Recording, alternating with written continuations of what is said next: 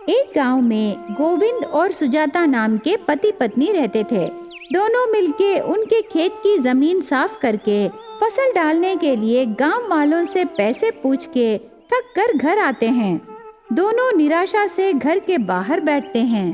पैसों का इंतजाम हुआ क्या सुजाता? नहीं जी, नहीं हुआ। ये फसल डालने का समय है ना, उन्हें भी पैसों की जरूरत रहेगी ना जी। कहते हैं वो अभी कर्जे में पैसे नहीं दे सकते, उन्हें भी कोई जरूरतें रहेंगे ना। मुझे भी वही जवाब दिए और उतना ही प्यार से बोले सुजाता।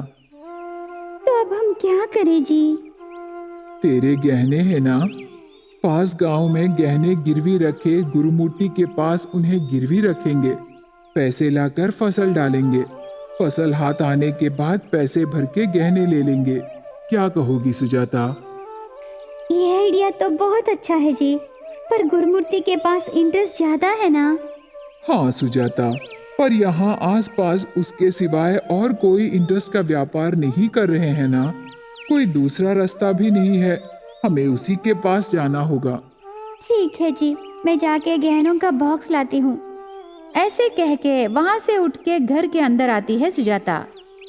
गोविंद बाहर बैठकर सोचते समय उसी गांव में रहे सुधाकर वहाँ से गुजरने लगा।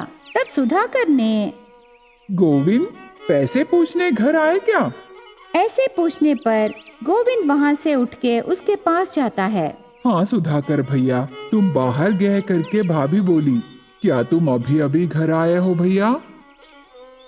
हाँ हाँ गोविंद, भाभी बोली, इसीलिए मैं तुम्हारे पास आया। तुझे देने के लिए मेरे पास उतने पैसे नहीं हैं। 5 दिन पहले तक मेरे पास पैसे थे गोविंद, पर मेरी बड़ी बेटी हॉस्टल में पढ़ रही है ना, मैं पैसे उसे भेज दिया। ठीक है भैया।